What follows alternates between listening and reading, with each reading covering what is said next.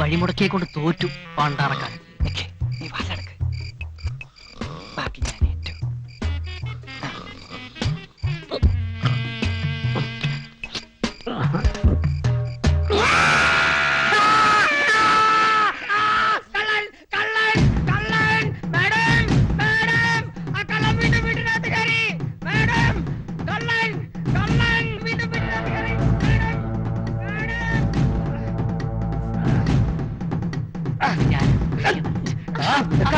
ഞാൻ പറഞ്ഞല്ലോടാ, പ്ലാൻ ഞാൻ പൊളിച്ചു തരാം.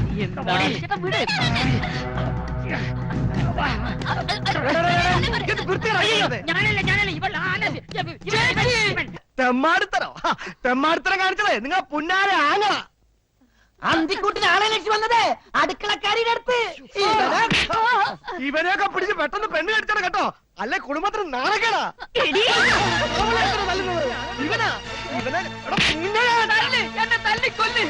എന്റെ വിധി സ്വന്തം ഭാര്യയെ ഒരു കഥനെ പോലെ ഒന്ന് കാണുക. സത്യ ഇവളെന്റെ ഭാര്യ. ഇത് കണ്ടോ? അത് ശരി. എന്നിട്ട് എന്തിനാണ് ഇത്രയും കാലം നീ ഒളിച്ചു വെച്ചത്? ഇക്കാര്യം പുറത്തറിയിച്ച ഇവിടുന്ന് ഇറക്കി വിടുമെന്ന് ചേച്ചി പറഞ്ഞു. പലപ്പോഴും ഇവളെ കഷ്ടപ്പെടുന്നുണ്ട്. ഇവളെയും കൂട്ടി ഞാൻ ഇവിടുന്ന് ഇറങ്ങി പോകാൻ ശ്രമിച്ചതാ.